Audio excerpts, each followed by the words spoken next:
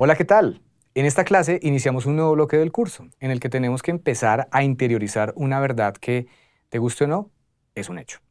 Y es que las matemáticas son una base fundamental de la inteligencia artificial. Si tú quieres realmente entender qué pasa por detrás de todo lo que has visto en las clases anteriores, la matemática es absolutamente necesaria. Entonces, en esta clase vamos a hablar de la primera rama de las matemáticas que es absolutamente fundamental para la inteligencia artificial y es el álgebra lineal.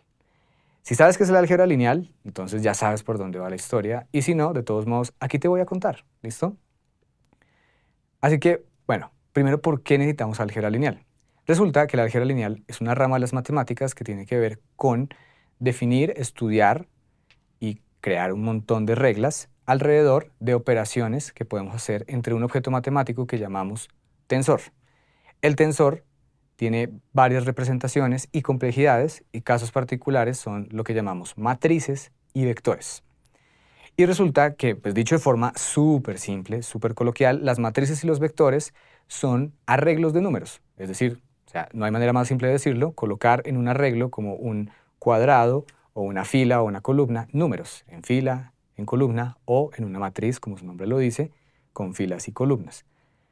En muchas aplicaciones en Machine Learning, ya te estarás imaginando, necesitamos representar los objetos que estudiamos por medio de esas entidades matemáticas, los vectores y las matrices.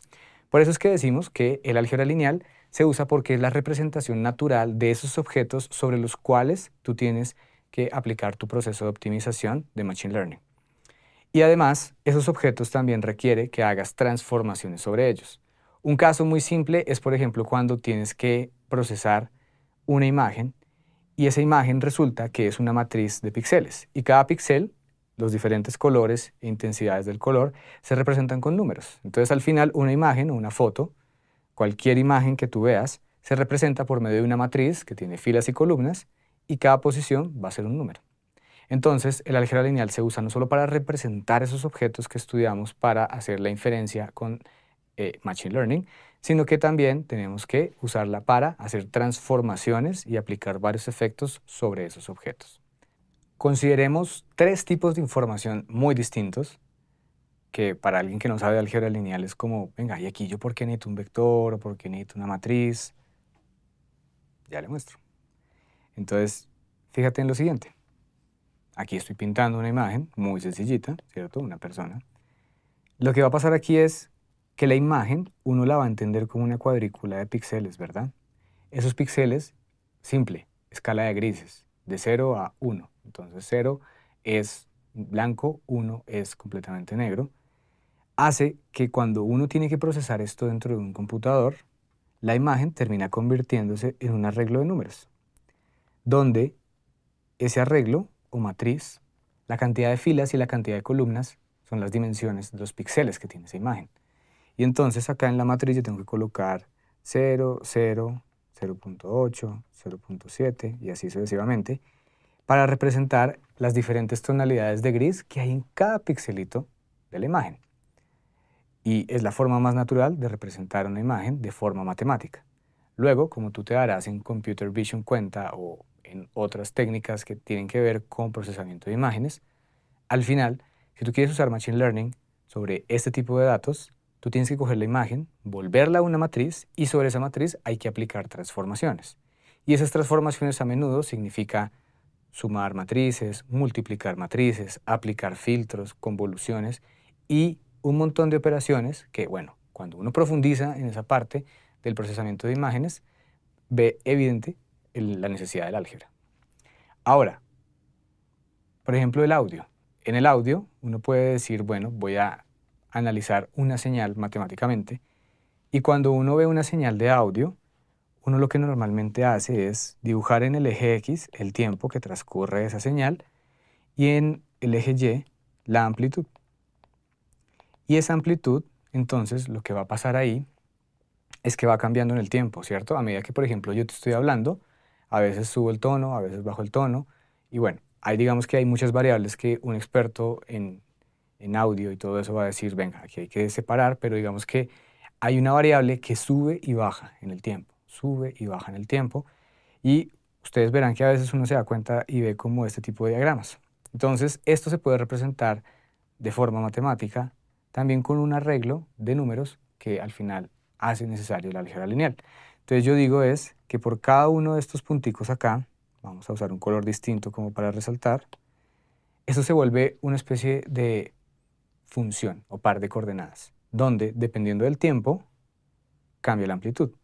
Entonces cada punto de la señal, cada punto de esa señal, va a tener un par de coordenadas, un tiempo t en x y un valor de amplitud, llamémoslo a. Entonces, yo lo que voy a tener es un tiempo inicial y una amplitud inicial. Y a medida que va avanzando el tiempo, de forma discreta, como cada segundo, 1, 2, 3, 4, yo voy marcando diferentes tiempos. Y obviamente, esa secuencia de tiempos yo tengo que organizarla en una lista de números. Y eso es lo que llamamos un vector en álgebra lineal. Y de forma similar, las amplitudes también. Para cada segundo va a haber una amplitud distinta. A1, A2 y así sucesivamente. A veces subirá, a veces bajará. Pero claramente, yo esa señal de audio tengo que representarla de forma discreta, numérica, por medio de listas de números. Y esas listas es lo que llamamos vectores. Y yo voy a tener que hacer un procesamiento de esa señal. O esa señal puede representar un patrón sobre el cual yo quiero hacer una predicción. Por ejemplo, qué va a pasar en el futuro. Esa señal va a subir o va a bajar porque está representando cualquier otro tipo de cosa que no necesariamente sea audio, de una persona hablando o algo, ¿cierto? Y al final, lo que quiero que te grabes de aquí es que cuando uno analiza cosas que avanzan en el tiempo, puede ser audio, puede ser cualquier cosa, o sea, digamos cualquier variable o cualquier cantidad que tú puedas medir que está cambiando en el tiempo, eso representa una lista de números. Y mejor aún, dos listas de números, de variables que una depende de la otra. Y ahí vuelve y juega, aparece la álgebra lineal, porque tengo vectores. Ah, bueno, ¿y qué voy a hacer con esos vectores? Voy a aplicar operaciones sobre esos vectores. Por ejemplo, si quiero limpiar una señal, voy a tener que coger ese vector y multiplicarlo por una matriz que me va a limpiar la información para separar, por ejemplo, que habían dos personas hablando y había una persona que habla con un tono distinto al de la otra persona. Entonces, hay una operación matemática que me va a permitir separar esas dos señales y entonces analizar cada una por separado. Hay un sinfín de aplicaciones y ahí todo se deriva primero de poder representar bien matemáticamente ese objeto, que es una señal compleja. Y hay algo que todavía parece incluso más loco, que es el texto. Uno dice, bueno, ¿y el texto uno cómo lo representa numéricamente? En primer lugar, es muy difícil. Pero en el procesamiento del lenguaje natural es un área que precisamente se enfocó mucho en buscar maneras de representar el texto de forma numérica, porque claramente una máquina no entiende el texto. Y todo lo que habíamos hablado en la clase de procesamiento del lenguaje natural, al final depende de un concepto bien importante, que es la representación numérica. Y la representación numérica sí es posible. Y eso que hablábamos de los modelos de lenguaje depende mucho de esa representación numérica.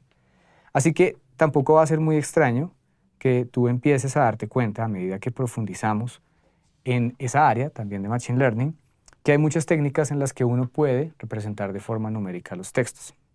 Entonces, por ejemplo, yo puedo decir que cada palabra, yo amo aprender en Platzi, es una ubicación especial en una lista de un vocabulario enorme de palabras.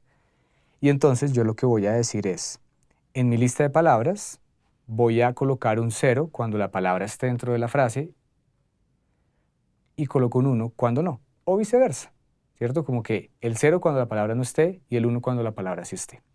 Entonces yo puedo colocar muchas palabras, entonces eso me va a dar un vector enorme porque un vocabulario es todas las posibles palabras que yo uso. Y entonces puede que haya un vector así, 0, 0, 0, 1, 0, 0, 1 y así sucesivamente, donde la longitud de esa lista es el vocabulario, todas las palabras que yo uso para comunicarme en ese idioma o en ese lenguaje. Y ahí eso es una representación numérica y fue una de las primeras representaciones numéricas que se llama la codificación one hot y que, bueno, aunque no es muy buena, simplemente es una base conceptual sobre la cual ya cuando uno avanza en esta área se da cuenta de que puede construir representaciones numéricas más complicadas. Pero al final, digamos que el mensaje que quiero dejarte es que sí se puede convertir el texto en números y esos números, al final, como son varios, tienen que organizarse en arreglos. Y si son arreglos, son matrices o son vectores o son tensores más generales.